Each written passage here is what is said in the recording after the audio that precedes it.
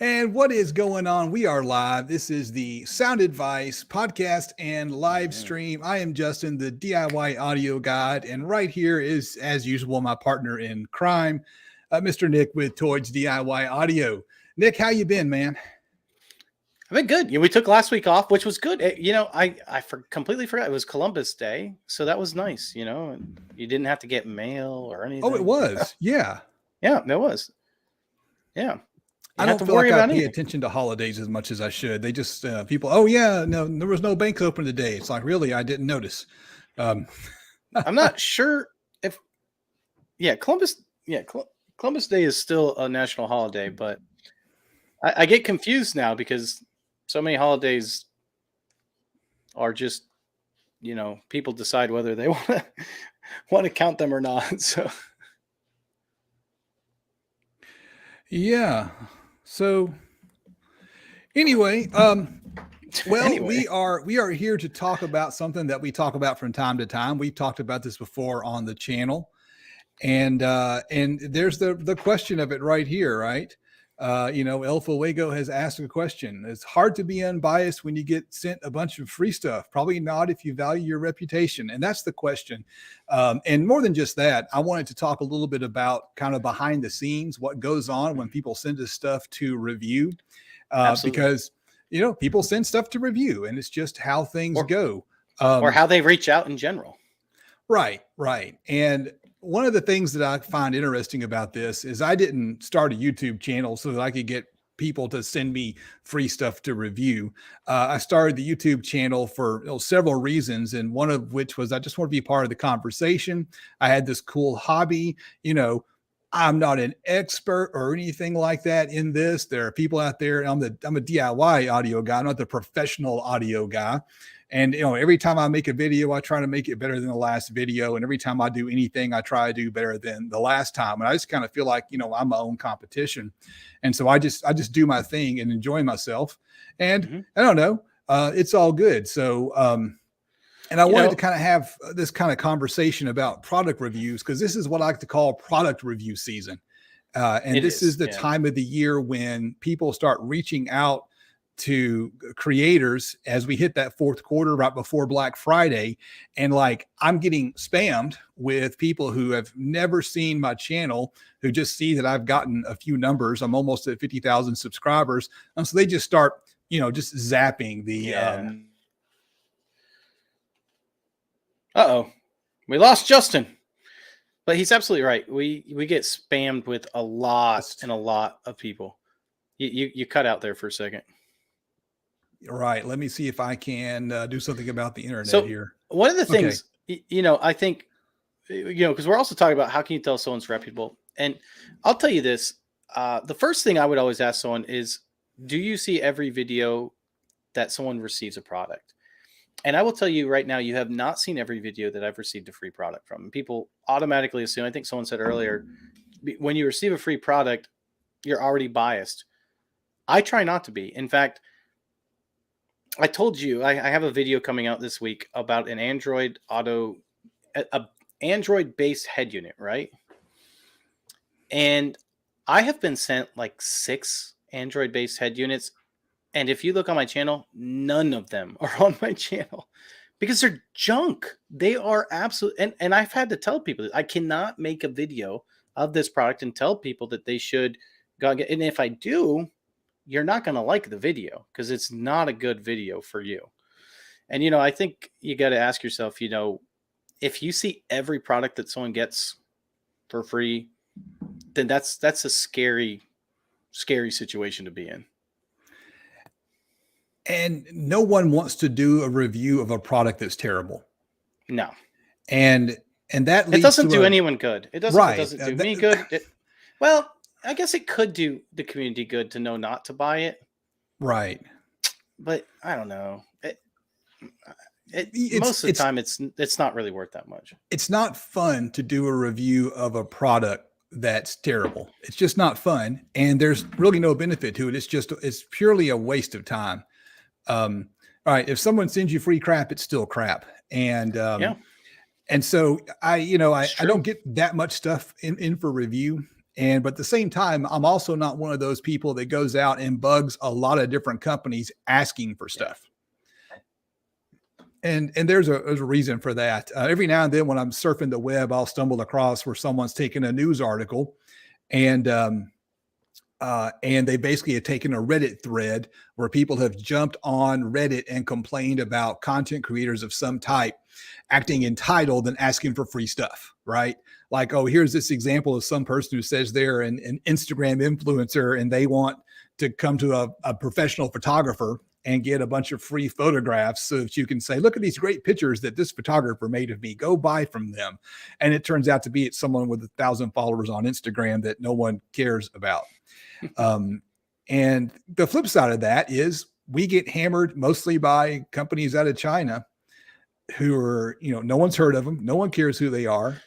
Yeah, I mean, that's not true. I mean, I get hammered by like SMSL and other topping and people like that are well known, but I really pick and choose which ones I want to do because it's tough to navigate the waters, especially there's a lot of product reviews out there that are no name, right? That $80 projector I just did.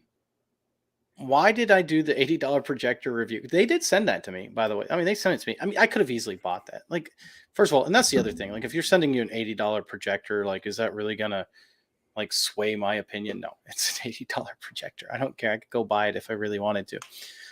But like that thing really surprised me. And I think that's one of the reasons why I like reviews is to find those products that you would have never bought or found otherwise.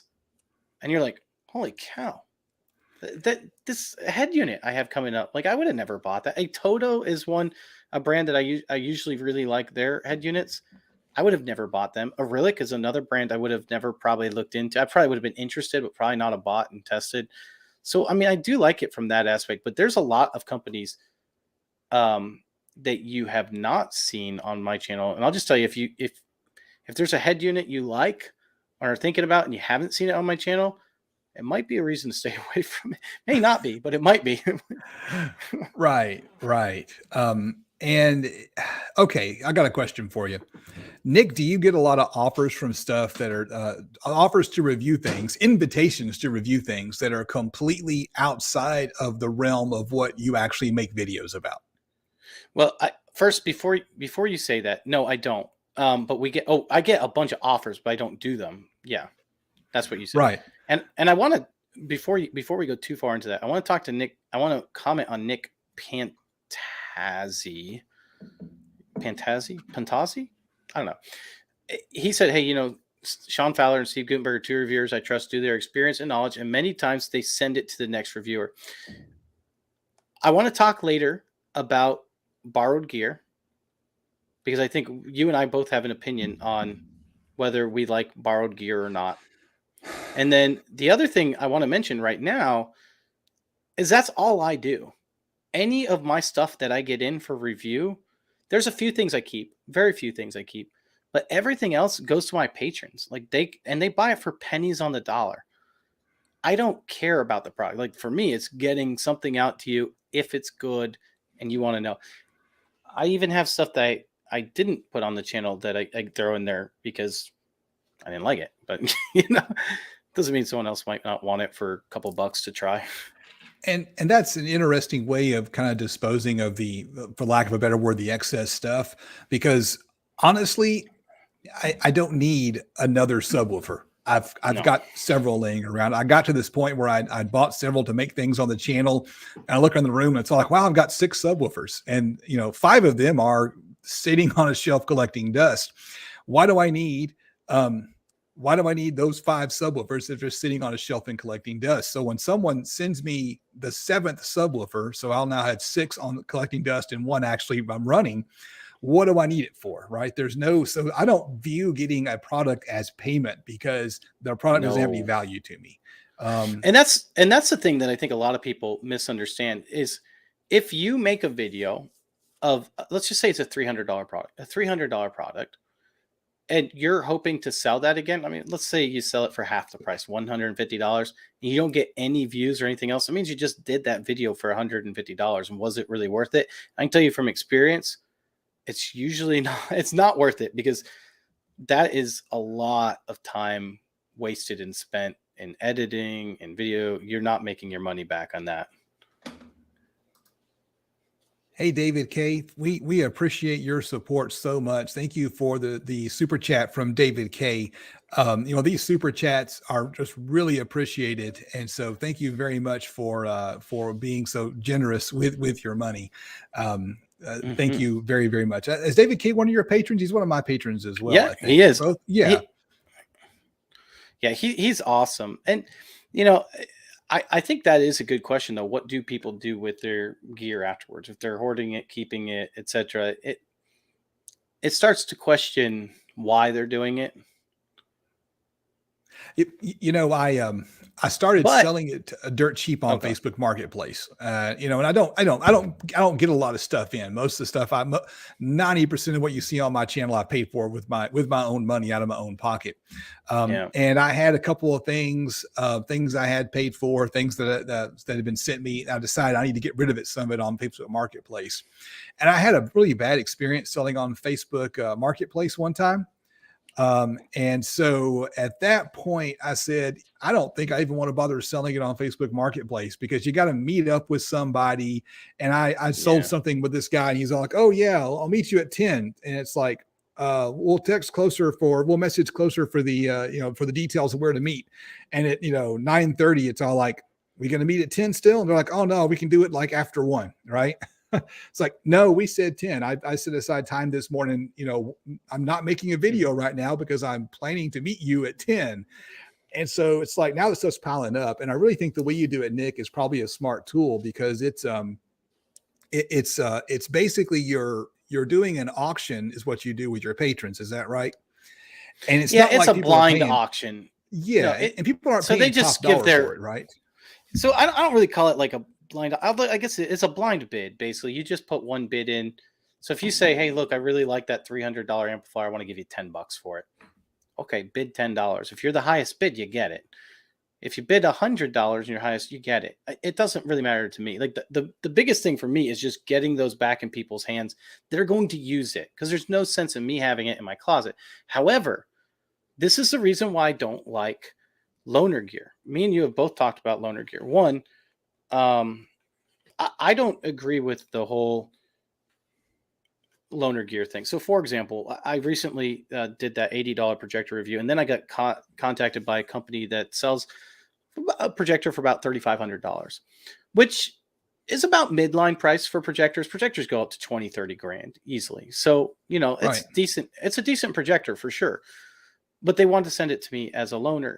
And I don't see a lot of value in that, especially for something that's $3,500. One, I've been sent stuff that's valued at way more than that already, and I've given unbiased opinions on it. But two, if something's going to be $3,500 in that regards, I want to be able to have it. If I have it for a week, I can only give you my experience for a week on that particular product. I can't tell you longevity. I can't tell you how it handled 3 months from now, 4 months from now, 6 months from now. I can't tell you that. I can only tell you what my minimum experience is. So when I do a head unit, I always tell them it's going to be like at least 2 months probably before your video comes out, because I'm going to put it in my car and I'm going to use it daily for at least a month, so that I can come up with if there's any issues on my end. And if there are, then I'm going to decide whether or not that video is worth doing for you. And so that's why I have a hard time with loaner gear, because most of the time loaner gear, they want you to have it for like a week and then give it up. And then you're like, can I really tell someone that this $3,500 projector is worth buying when I've had it for like 6 hours? I don't know. And something like a loaner head unit for a car, or a loaner set of speakers for a car. It's like, you want me to install this in my car and show it off and then take it out and send it back? I don't know about that. So Blake says one thing that he finds personally unethical are reviewers getting piles of review samples for free and then selling them. I have yet to get piles of review samples from anyone. Yeah. I imagine that Blake has probably seen it from the manufacturer's end, where they have sent stuff out to people for reviews, review samples, those advertising samples they tend to call them. And that's interesting because I have to agree. I think that is unethical because the purpose of a review sample is to review it, and then whatever happens to it happens to it. And Nick, I want to circle back around to your patron auction. And it's not that it's like Okay, your patrons are like paying top dollar for this stuff. It's more No. like you've got the stuff there. You're mostly doing the auction so you can figure out who actually wants it. Well, yeah, it's twofold. One, I want to give back to the people that are giving to me, right? So the people that are supporting me, I want to make sure to support them as well as best as I can. So there are times where I know that someone's been looking for something. I've had it in for review. I don't even put it in the auction. I just send it to them, right? So I have no problem doing that either. I actually have a hard time selling gear. Like I don't think I could personally do that because I feel like in myself, like it feels wrong almost. Like, I have, for example, that amplifier that I built that I love. It's a fantastic amplifier from Orchard Audio. One of the best, probably the best sounding amplifier I've ever heard, actually. It doesn't do well with my power grid, unfortunately. I do have a way to hook it up, but it's just kind of a pain. And so it's been kind of sitting, not being used. And Right. I don't want it not to be used, but I also don't want to sell it because I really like it. But then I feel like I feel so bad like listing that on like Facebook Marketplace or an Orchard Audio, and Leo seeing that he's like, man, I just sent you all that stuff, and now here you're going to do is just sell it. I would feel bad to do that, even though he knows it doesn't really work well in my house, which is kind of funny. I'm like one of only like 3 people he's ever come across that's had to do the stuff that I've had to do to make it work properly. But you know what? It is what it is. So Deviant for Life has brought up an issue. Said his wife gets stuff from Amazon, and the seller will be like, "Give us a 5-star review and get a $50 Amazon gift card." That violates Amazon's terms of service on both ends. And I saw RVH had mentioned earlier. I didn't flag the comment that Amazon has a program called Amazon Vine, I think it is, where if you've reviewed a lot of products on Amazon, Amazon will reach out to you. And so Amazon is trying to get around this because the reality is that sometimes if you want to get your product out for people to see, you got to give out some samples. And if you've got some established Amazon reviewers who've set up like an Amazon influencer page, then there you go, right? So Amazon's trying to work their way around that. And one thing that I absolutely hate is when someone reaches out to me and says, "Hey, we've seen your channel and we want you to review this product." Okay, great, send it to me. It's like, okay, go to Amazon and buy it, and after you buy it, show us the receipt and we'll send you money to your PayPal. Well, first of all, that means I bought it from Amazon and I'm about to put a review up, and they want me to put the review on Amazon as well. And now I'm violating the terms of service because I've just done a paid review on Amazon. Amazon will not let you. I have a buddy here in town who's a big reader and like reads books a lot. And if someone he knew wrote a book and he put in the review that he personally knew the author of the book, and Amazon like kicked him out of the review process and deleted all of his reviews. Wow. So Amazon can play hardball. They don't, if they find you violating their arbitrary rules, they get really really frustrated by that. They'll take it seriously. Real quick, want to say hi to Stu. Good to see you, Stu. And I think there's, this is kind of why we're talking about this, is because there are a lot of fake reviews, both on Amazon and on YouTube. People that get so excited that they get a product for free that they don't really put a lot of thought into how that review is going to impact someone. One of the things I always think about is, all right, if I only had this much money to spend on whatever unit I'm reviewing, is it worth it? And that's it. The headphone amp that I tested the other day, the DO100. Honestly, it's probably worth more than what I spent. It's same with the DO1. I'm sorry, so HO100 was headphone amp. The DO100 was the DAC. And so, I try to keep a list up. I haven't been as good at that. I'm going to start creating a list even for my units and stuff, so people can see like, here, this is the way I would rank them even without that, monetary value listed. But in general, I think you have to look at it at that aspect. Like, would I recommend this? Like, if this was my mother or father or my sister or whoever, your loved one, your fiance, would you recommend that product to them? And if you do, what is it that you want them to know about that product that they may not like? Right, right. I mean, pros and cons, right? A fair review will have pros and cons. If you're just bragging about how awesome a thing is and not mentioning any downside, I mean, because everything has a downside, everything does. What do you think about the notorious RVH with his comment? If you put in the time, work, and effort to test and use an item, then you have that you have no more use for. What's wrong with selling it? I mean, I think there's a point to that, but I think the other concern is what I'm trying to think who said it. Was it Deviant or 25 for Hertz to Life, or someone had said basically, they don't like to see people just selling it either, because you do get to that point where it doesn't look good on you either, right? Where you have all this stuff and now you're selling it as a seller, and then you think, are they just accepting it to try to get some money on the back end from it? And so I think that's the concern. You know, um, is there anything wrong with reselling a thing that someone sends you? So, um, and the way I kind of look at it is that the item is not adequate compensation for the amount of work that goes into doing a good review. No. And when I film my videos, it's not just someone walking around with a cell phone aiming it at random things and talking. I put a lot of effort into it, and sometimes a review can be really, really detailed. And I've yet to have someone send me a thing that I felt was adequate compensation for the amount of time that I put into a review. And at the same time, disposing of the items in some way is it's its own challenge. And again, like the way Nick does it, the auction amongst the patrons gives the patrons an opportunity to get a little extra benefit from being a patron. I might start following that path myself. And also, because it's an auction, you can kind of like let them decide what it's worth to them. Oh, sure, it's worth $10 to me, but 15 to someone else. The $15 winner gets it. Here's a question Yeah. from Mullen. Well, real quick before we go into ahead, yeah. Mullins, someone had said, George Walker said, hey, there's a lot of YouTubers that will purchase car audio, and we'll just say review equipment and make a video claiming it's amazing, but show no numbers.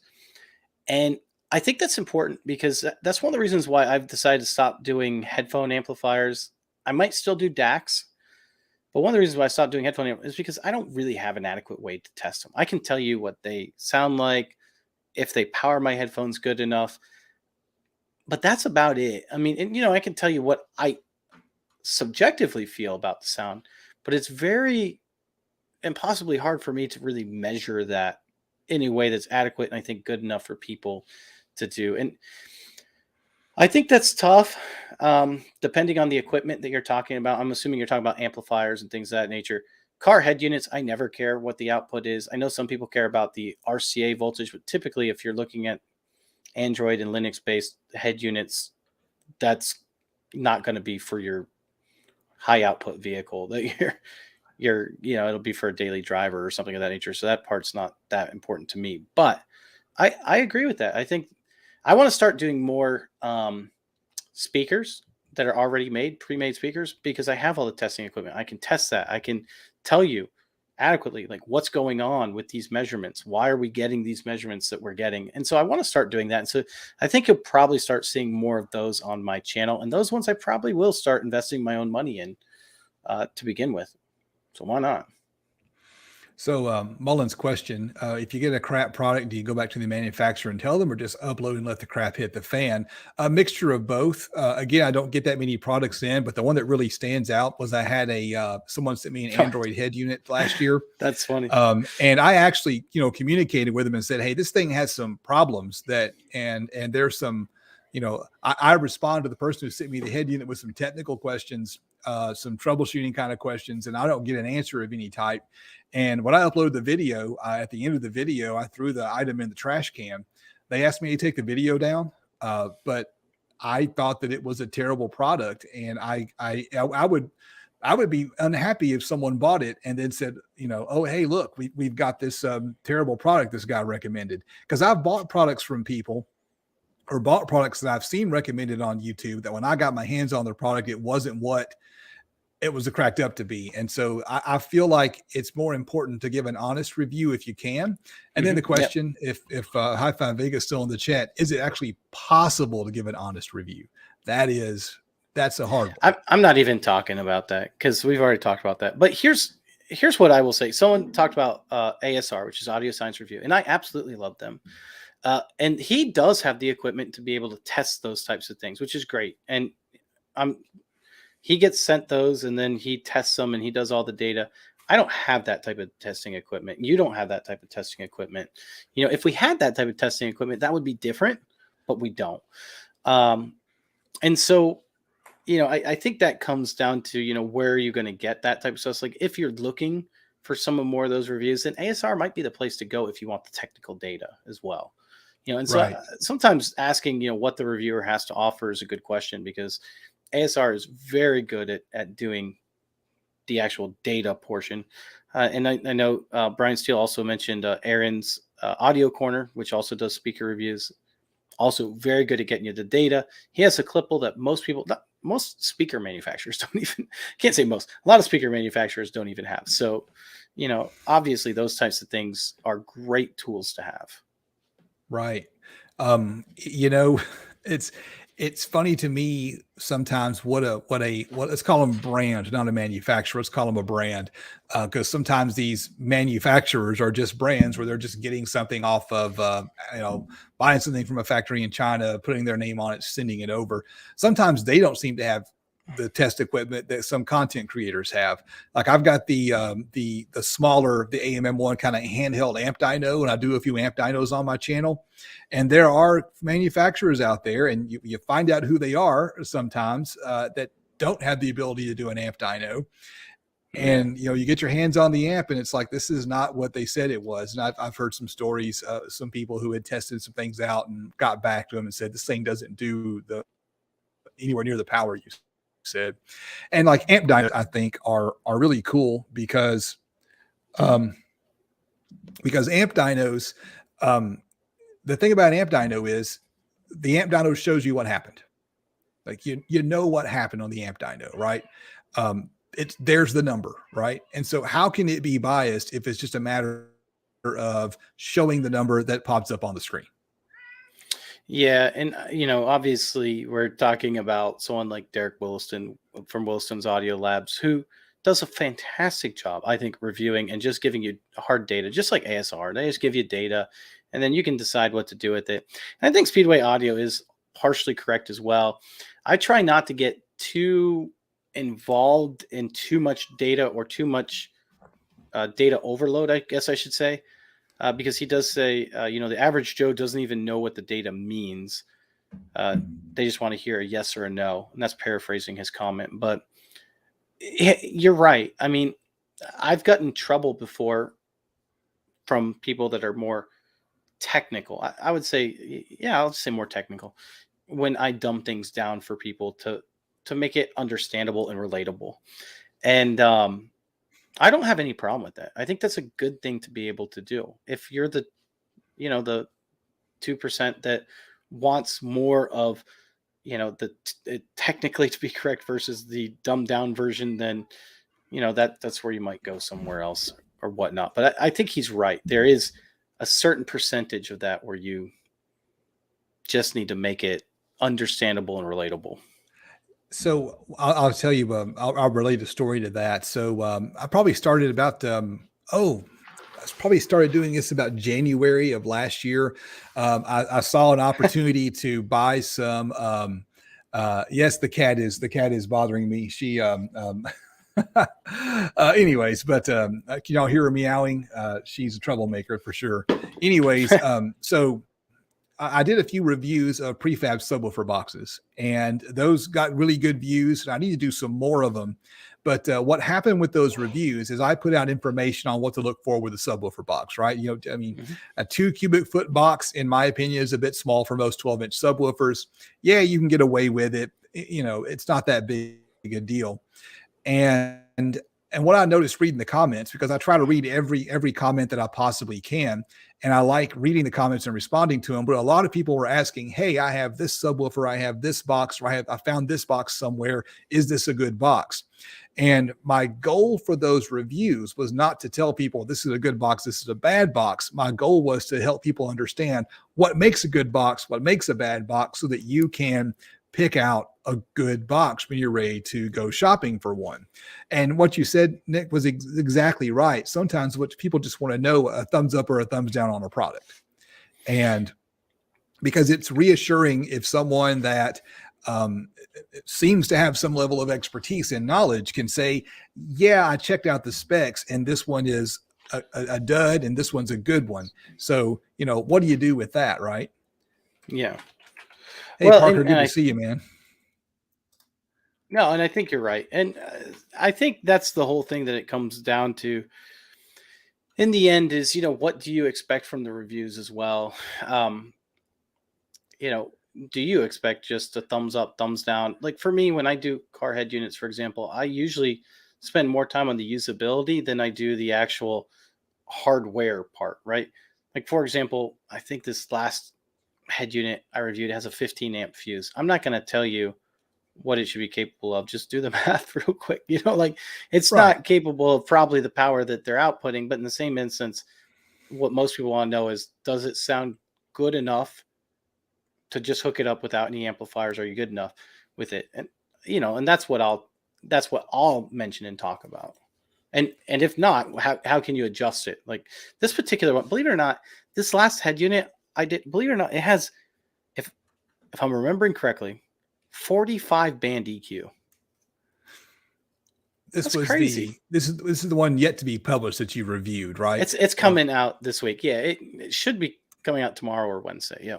You see, I'm feeling a little bit of FOMO because that company has reached out to me and asked me to review one, and I was not in the mood because that first Android head unit that I reviewed, I kind of felt like, when you got someone saying, "Oh, it's a great head unit, you got to review it. The customers are going to love it," and then you get it, and it just nothing about it makes sense or works. And so you're there now, and that review, I had just had back surgery, and one reason why I decided to do it was because I could lift a head unit at the time and probably not much of else. I could stand and I could lift a head unit, but not for a long period of time. And so I knew that I could pull off some content, even though I was in a lot of pain. And after reviewing it, after seeing how poorly it worked, I was just like, I was actually mad at them. And especially when they tried to gaslight me, telling me that the thing worked flawlessly. And then when they came back after me, like, you got to take it down. It's like, well, first of all, it got like 1,000 views. No one wants to watch me review a head unit. That's the first thing that I learned. And so there's no point in me reviewing a head unit, even though next week I'm going to drop one and my patrons have already seen it, but it's unique because it's weird AF is all I got to say about it. And if you just want to see something weird, it's going to be a great video because I have a lot of fun making fun of it and its weirdness. And I hope I don't offend well, I don't care if I offend the people who sent it to me because it's weird. Here's the deal. And this is the same thing. And this is, me and Justin have had behind the scenes talks about this. And part of this video is really behind the scenes, what we have to go through, because you wouldn't believe the amount of emails we receive every day for products to review. I mean, I turn down significantly more than I ever accept. That's just the way it is. And then you get some companies that continue to bother you. Did you get my last email? Did you get my last email? Right now is not the right time. However you want to put it. But I received these speakers, and I've mentioned these before, and I'm going to mention the brand name. I usually don't do this, but I am in this particular case because they were so persistent on me making a video, even though it was the worst worst speaker I've ever heard. I have heard people build DIY speakers that had no idea what they were doing that sounded better than these. I'm not even lying. That's not a lie. They're called Moukey, Moukey. They're like $100 and some on Amazon. And I was so surprised because I saw reviews coming out, because usually when these guys send these reviews out, they send it out to a lot of people all at once, right? And Right, so right. you'll end up getting like 10 or 15 people. And so I looked at other reviewers. I'm not going to mention any of the reviewers' names that were giving these high praise. I'm like, are you listening to the same thing I'm listening to? Because there's no way these are good. And I refused to do it. And I told them, I said, look, if I do this review, you are not going to be happy. These are literally the worst speakers I've ever heard in my life. And they were persistent, and they still wanted me to do the review, but I turned it down. And the reason why, and me and Justin talk about this in the background, is it doesn't do anyone good. It doesn't do the company good. It doesn't do me good. It doesn't really do you good either. I don't feel like, but maybe I'm wrong. If you guys think it does you good, you're gonna have to tell me. And it also can damage relationships with other brands that may end up wanting to send you stuff in the future. So I think it's important as a reviewer that when you get that email, to be honest with them and say, yeah, I'll review it, but I'm going to be honest with it. And I'll be honest with you beforehand. And that's the reason why I haven't accepted money for a review yet. I haven't done that because I get afraid that it's going to cross that line of expectations. I gotta Their mute for just a expectations second here is, to deal with the cat. Hang on.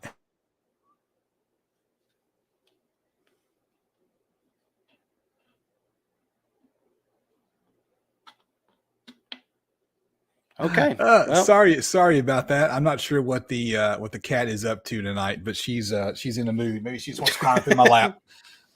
So this is the it cat. is October. It is the internet, so we have to have cats. So this is. Do y'all know the story behind the cat? The story. Have I ever told the story behind the cat? I don't think so. All right. So I don't usually do cats on video. This is Coco, and you will notice that Coco is missing her front leg. And one night, Coco decided that my engine bay was a warm place to climb into. And the next day, I get up and I go to work, and I feel a thud as I'm heading down the road. It was Coco. So, Oh, poor thing. Was she your cat at that point in time? Yes, absolutely. Oh, yeah. Okay. We had two of them. And after we had Coco's leg removed after the injury, the vet said, "Be careful; she'll get aggressive with other cats." And then Coco ran the other cat off. And just like territorial, right? She has one less leg; she's about to get territorial. So there's the DIY audio cat, and she has done so much damage to every subwoofer, carpeted subwoofer box I've ever had. You leave it in the garage, she starts clawing at it and gets cat hair all over it. But that's okay. She's a good cat. So when she's happy now. So back to our regularly scheduled. Sorry about the interruption. Cats are just part of the internet, I suppose. So there's been a really interesting topic that's been going on in the chat about whether we know what we're measuring and if we're measuring it correctly, and we should be able to measure what we hear. And so I want to throw my hat in the ring on this. I don't ever want to get to the point where I feel like we know how to measure everything and how that responds to actual sound quality, only because I feel like if we do that, then we risk the benefits of maybe being able to further something that we may not be able to understand. So I never care if someone says, yeah, I like the way it sounds, even though it measures poorly, or vice versa. But I do like the measurements to be there included with that, because then I can see what I should be hearing. And I think the measurements are very, very good to have. Absolutely. I love the measurements. I do. Obviously. I mean, I build speakers with measurements. But I'm gonna mention a name real quick. Earl Geddes. Yeah. If you get a chance to look up Earl Geddes, you can take a look at him. Earl Geddes is used to, I'm not going to go into his whole backstory, but if you want to look him up, he does talk about some things that he thinks sometimes we don't measure properly that actually do add to the listenability, or how well a speaker sounds. And so you could look him up. It's mainly talk about diffraction and the distortion that's caused by diffraction. And some people disagree with his work as well. And there's nothing wrong with that. You can disagree with it, but you can still read it and see if it's enlightening to you in any way, shape, or form. So this is a new one for me here. Apparently, someone mentioned in the chat that this gentleman here, Garrett Claridge, has a YouTube channel. I've never seen his stuff, and so I'll be sure to check it out after the live stream. Garrett looks like he does speaker blowouts, destructive pro audio, and tech reviews, and has 89,000 subscribers. So Garrett is almost to the silver play button. So good luck with that, and I hope you hit the silver play button soon. That is awesome. Curious, Garrett, if you're still hanging out in the chat, if you'll just tell us about how long it took you to get 89,000 subscribers, because that takes a lot of work. So, and back to what you were talking about, Nick, you were talking about, do we know what we're measuring? And first things first is, if you like the way a thing sounds, then that thing is just fine. I'm not a big fan of, I don't like the idea of crapping on someone's gear. If someone wants to run Boss Audio, Boss Audio has a very unique niche in the marketplace, and what they do works really well for them. Boss Audio sells stuff with imaginary ratings on it, really cheap. And it's reliable gear that plays for a long time, and it has a long warranty, and they've been playing this game longer than a lot of people in the chat have been in car audio. So if you're riding around with Boss gear, I don't want to say anything negative about Boss gear, because I don't say anything negative about you. But I have the handheld amp dyno, and I reviewed a Boss amp, and it says 3K on the outside, and it was good for about 550 watts. And so I know what I'm measuring there. I know I'm measuring the power on a 40 hertz sine wave. And so there you go. I know what I'm measuring. And I did a review of, I'm just going to go of an NVX bass restoration processor, and I hooked it up to my janky little DIY RTA on my cell phone, and you could clearly see this thing was adding some frequencies that weren't in the original signal, which is what it claims that it does. And so you can see it on the screen, and with stuff like that, it can't be wrong if the test equipment says that, my information can't be wrong if the test equipment says, here's what it's doing. No, I agree. And we both agree completely with measurements. We think that there's absolutely a good rule of thumb. And I like what Brian says too. He said that's also why comparison tests are good. Measurements get you so far, but being able to compare with other gear can end up providing more useful information. I think so. I agree with that for a lot of reasons. And I've been wanting to do this video, and I think this might be the time to do a video on why a speaker can measure well and sound terrible. And here's the reason why. And Brian's onto something. I mean, Brian's obviously onto something, but yeah, one of the reasons Brian's smart, y'all. Brian is smart. A lot of times people look for speakers. They look for linearity. How linear is the speaker anechoically? How linear is it? And so if it measures linear, they're like, okay, that's a speaker I want to buy. They can even take off axis measurements in linearity, still be the same. But what they don't test are distortion. And if they don't test off axis, then they don't test phase relationship between the drivers. They don't test these types of things, where these make a huge difference in the sound quality. Even, port placement can play a huge role in your actual placement of your speaker at the end and how it will sound. And so, that's when you need to start listening to the speakers and not just look at that one test. How does that test sound? How does it look? Does it look linear? Okay, who cares if it looks linear? That doesn't mean anything by itself. I'm trying to highlight some comments. There's some really good comments. I think I may have accidentally, did I start it or did I delete it? Okay, here it is. So no, I didn't delete it. Good.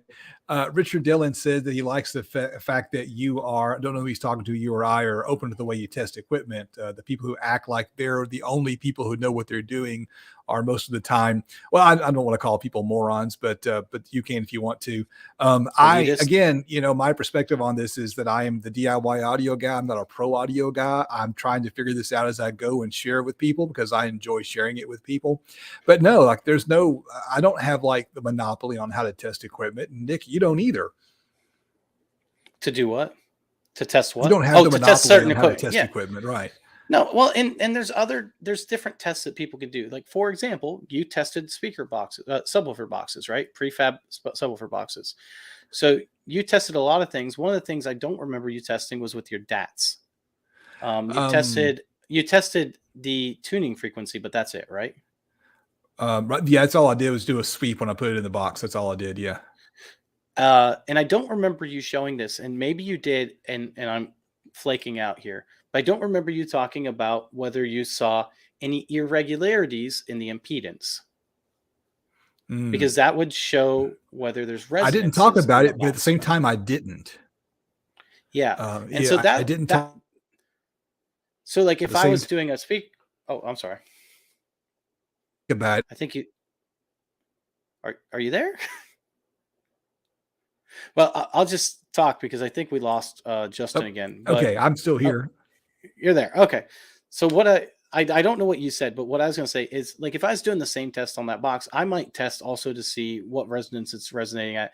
Are we getting any air leakage? Are we seeing, those types of things that maybe another reviewer may not do, which I think would show us like maybe this enclosure is good, but maybe it would also need a little bit more bracing. Might be something that this enclosure would, take this enclosure to the next step.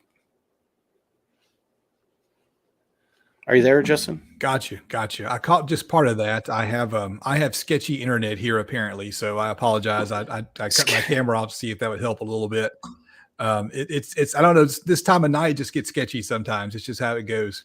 But I haven't done a lot of that with the DATs. And I was going to say I've got a woofer that someone sent me, a subwoofer someone sent me sitting on my test bench right now, and I did a DAT sweep and got first of all, an absurdly high resonant frequency. And second of all, a big, like, second notch below the resonant frequency. And I'm looking at this going, what did I do wrong? Right? What caused that? Or does this thing have some problems? And I don't know. And I'll say that in the video because I haven't tested more than maybe a dozen of speakers with that DATS. And so maybe I'm doing something wrong and I need to call tech support at Parts Express or something like that. RVH has a comment. Measurements are good for comparing products, but ears are not measurement devices or subjective. Yeah, I like that. Yeah, once you get older, you lose the high frequencies. No, and he's right though. I mean, there's a truth to that too, and I think that's why some people like to know what things sound like. It's also though one of the reasons why I don't like to do sound tests on the internet because it doesn't come across right. One, you're not listening to it on the same speaker. Two, it gets condensed and cut, and by the end of it, I can play the exact same song that I played here in the room and replay it on the exact same speaker, and it sounds nothing like what it sounded like when I listened to it. It's I mean, you can get an idea of what it sounds like, kind of, but I don't know. I have a hard time with that because when I listen to it back on the same speaker, I want it to sound like it sounded like. Oh yeah, but people always ask for the listening test, and I can see in the YouTube stats that people don't stick around for the listening test. People ask for them, and so that's always frustrating because some people always want to know what it sounds like. They want to hear it, and even if you've got headphones on, after it gets run through the microphone, which because we use consumer grade microphones. These aren't necessarily pro audio microphones that are made for this kind of thing, especially if someone cranks up a subwoofer and it sounds bad because the mic is clipping. And so, there you go. You can't really get a good quality listening assessment through YouTube. And same thing visually too. People comment frequently on my videos that my subwoofers are wobbly. Why is the subwoofer wobbly? What's wrong with that thing? It's must be a piece of junk. It's like, no, it's a thing called shutter roll or a rolling shutter, right? And so basically, when your video camera is getting video, it's frame by frame, but it scans across the frame instead of taking it all at once. And if that subwoofer's move while it's scanning, you get this weird shape. Airplane propellers do the same thing. SJC says there is no good way to get a good sound representative from a YouTube video, and he's right. There just isn't. And It's hard to say that, but it's just honestly true. And I think that's where the measurements really come in handy, is when you are talking about the audio. And I think Aaron's Audio Corner does a good job with that, where he talks about, hey, look, I'm seeing this, and this is exactly what I'm hearing. You know, and I think there's some good points to that. There's some speakers that I have for review right now that I haven't done yet, where I can tell you right now, low volumes they sound good, high volumes they don't. Well, why is that? Well, there's distortion at the higher volumes. So the speakers are decent as long as you use them in the way at which they were designed, which those ones were obviously designed to be near field listening. Right. Garrett says that he does a test, but fast as heck, and uses a dedicated recorder that has no effects or compressors added. That's a necessity for sure. So that's definitely something you want to.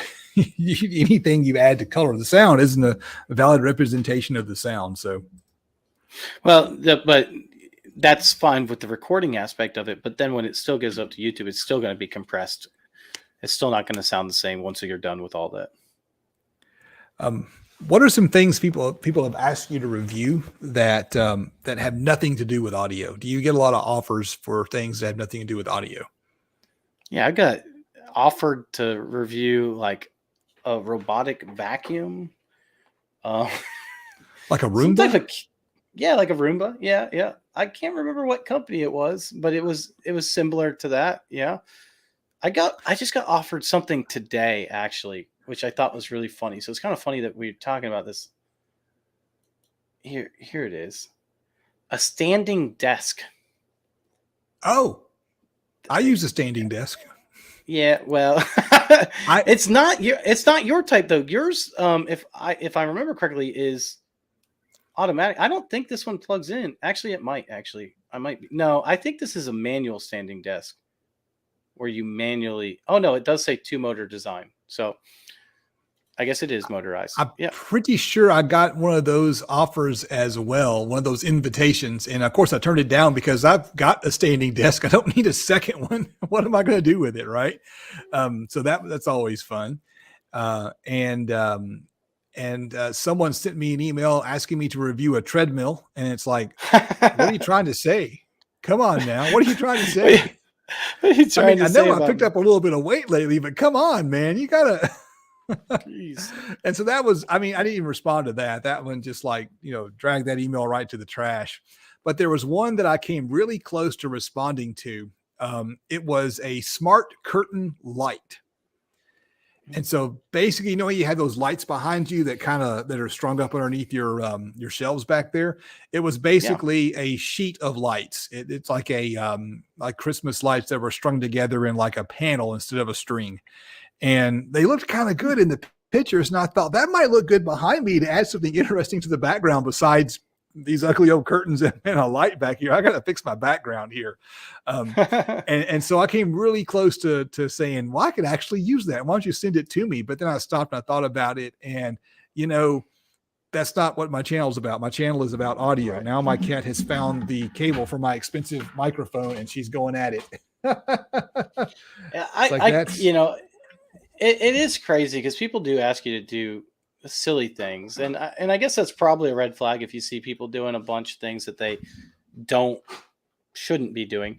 I've been doing a lot of headphone amplifiers, but I'm just going to stop. One, I don't think a lot of people, my viewers, really appreciate it. They seem to not do very good. Suave reached out to Justin for a review. Well, it must have been their body wash. Oh, we lost Nick. He ran. Now I got to fill up the dead air with no one to talk to. So that's always hard to do. So I see people in the chat here. We've got a very active chat tonight. Oh, hey, Baba. Thank you so much for the super chat. We really appreciate it. Those super chats mean a whole lot to us. I see David Tucker, another one of my patrons there. What do you got there, Nick? Is that a... So you were talking about lighting. This is by a company called Lit Ever, like LIT and then Ever. Yeah. So this is what I should have done on these back here. I didn't. I chose like there's so many of these string lights. By the way, thank you, Baba, for the super chat. That was really awesome. And I use these, but they're not very bright. And I guess if you're going for the dull look, that's fine. But these things, I put under my cabinets in my house when I was redoing Oh, it. yeah. These things are amazing. They just use a 12 volt power supply. Dude, they're amazing. They're not crazy expensive. I think they're like $50 for 6 of them, maybe. I don't know. You'd have to look at it. But it's pretty cool. The only thing I don't like about them is their manual. Like they come with like manual things to turn on off. For us for background, it's not that big of a deal. But since you were talking about lights, these are cool. Now this one is just white, but I think you can probably get them colored. You So know, much I've better got some than lights what I under have my here. cabinets in the kitchen, and they're old fluorescent ones, and the ballasts are all like one by one, one by one dying. So I might need to, I might need to get some of those. Yeah. I I need to get I've been already considering replacing these lights with something like these evers after I use them because I like to see the products behind me if I can because all of that is just stuff like that side is a transformer. That one over there is a Lego figure me and my kids built together. And then there's some products that some people can sometimes ask about, speakers we built and things like that. That's kind of cool just to show off. Baby Yoda back there. Right, some personality Grogu. behind you. Right. Yeah. So now let's talk a little bit before we wrap up the show about affiliate marketing. And so whenever we show a product on channel, every YouTube channel on the planet, every website on the planet, even like the news websites you go to, if there's talk of some product, there's probably a link to it where you can buy it, and there's probably some kind of affiliate commission that goes with that. And that's one part that kind of plays into the reviews.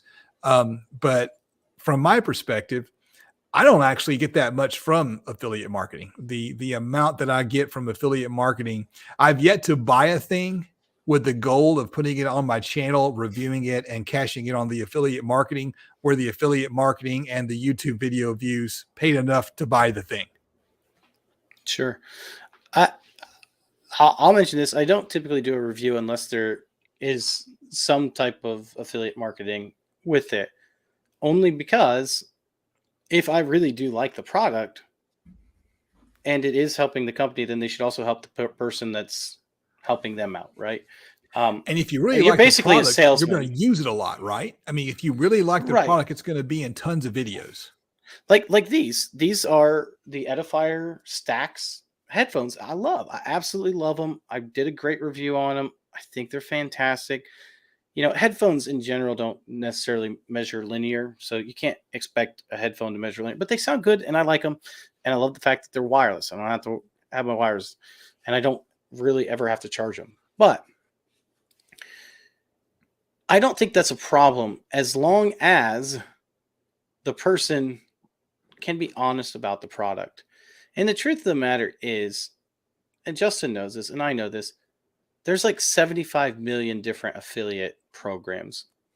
No reviewer wants to be part of 75 million different affiliate programs.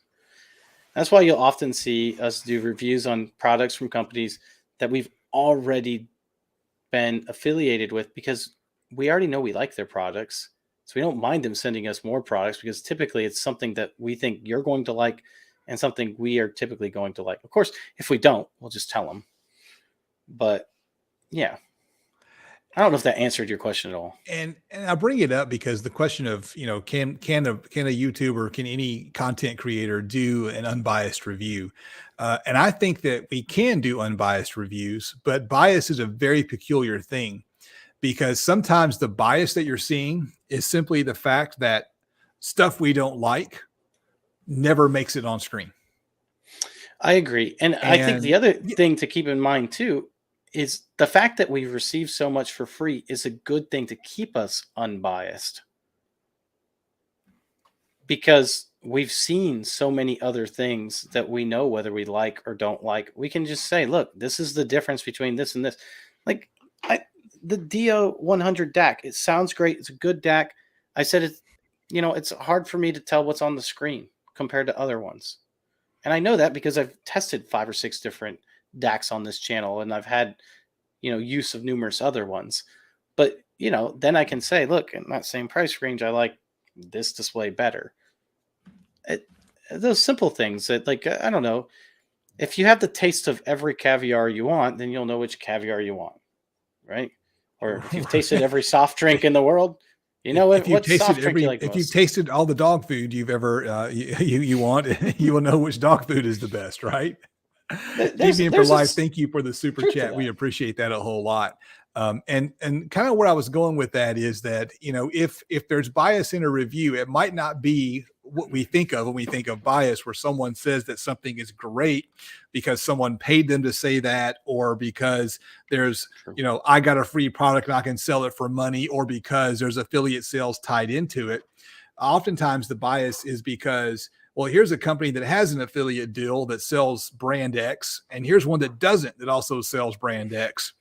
Well, I'm going to endorse the brand. If it's the same price on both sellers, I'm going to endorse the one that has an affiliate deal. And is that bias? I think it's fair to say that it's bias, but I it's don't not think so. I bias think that's going it's to. I think it's valuing your time. I really do.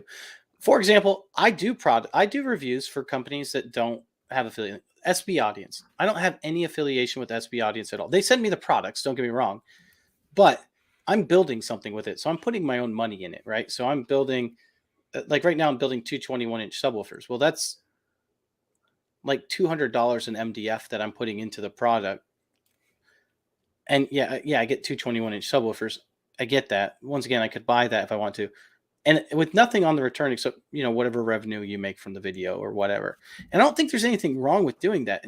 And I don't mind doing that with certain companies that I think you might get benefit out of the video. So yeah, but yeah, I agree. Most of the time though, if I'm going to choose one, I would probably choose the one with the affiliate, just because if I am going to recommend a product and one that you like, there is that sentiment of hopefully, we can help each other out basically. I don't know And that there you that's go. biased though. And there you go. When I think about, the example that always comes to mind is Derek Wilson and his amp dyno. He shows you which amplifiers will not make their rated power and which ones are terrible deals because they have big power numbers on the side and are have a big price to go with it, for example. Usually that's not the case. Usually the big power number on the sides is correlated with a really low price, and that's why it's not worth buying. But there's nothing at all biased True. with that, right? There's nothing wrong with Derek receiving an amp for free from Down for Sound.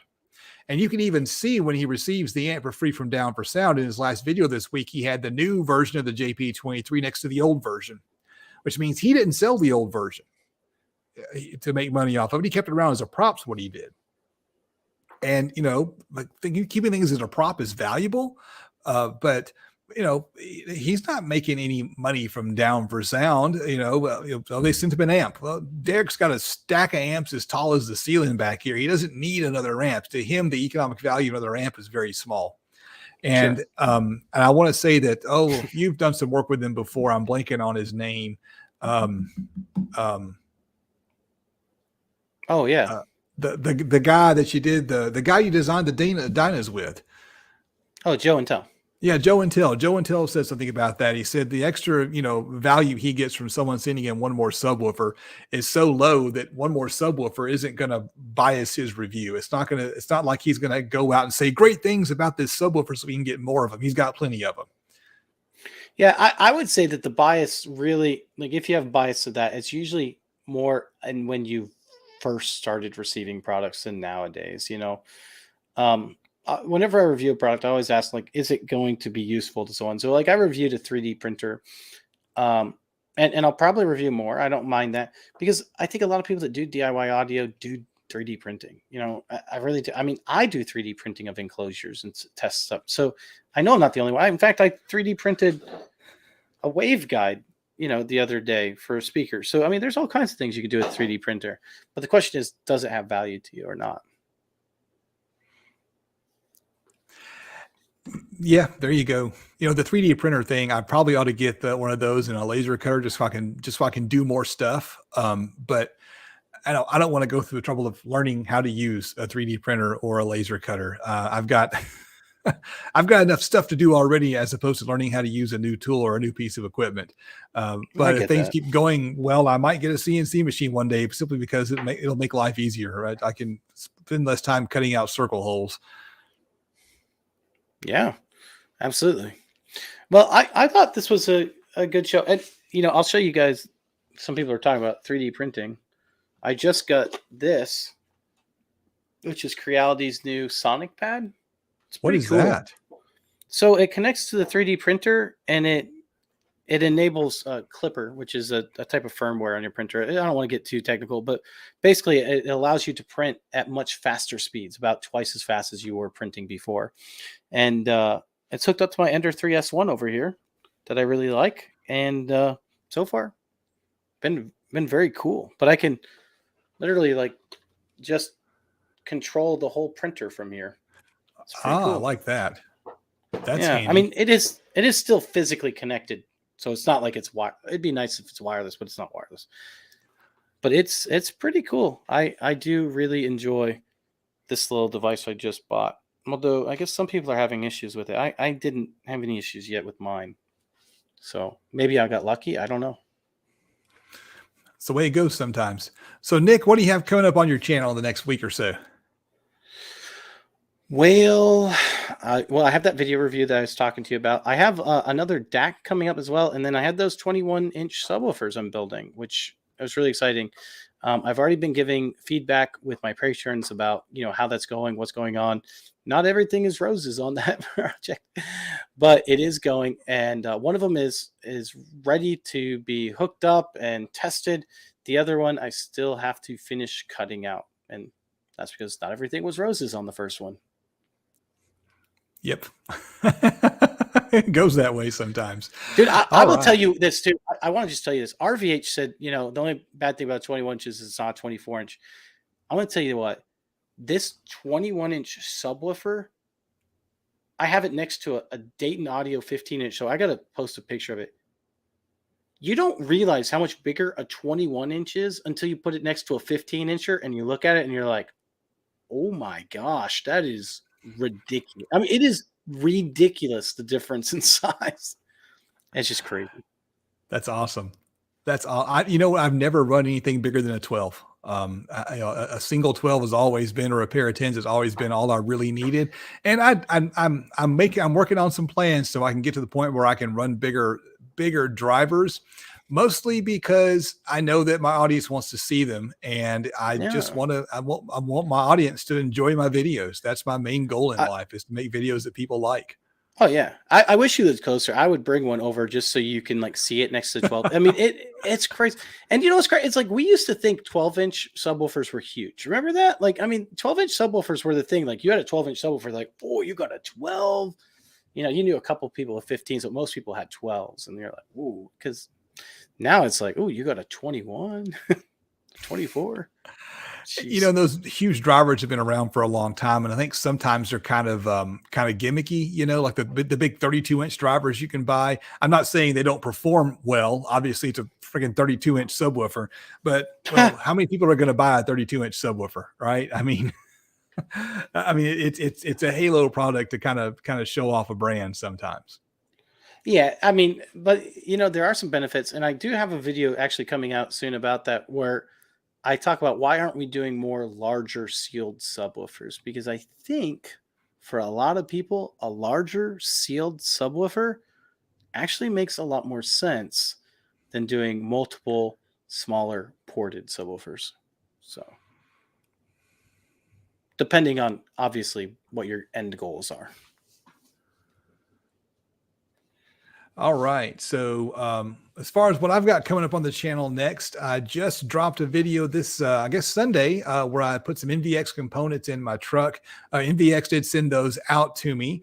And so I'm very pleased with the stuff I'm getting from NVX. It's stuff that I would have bought anyways, because I do like their products, and I think they got some fair prices.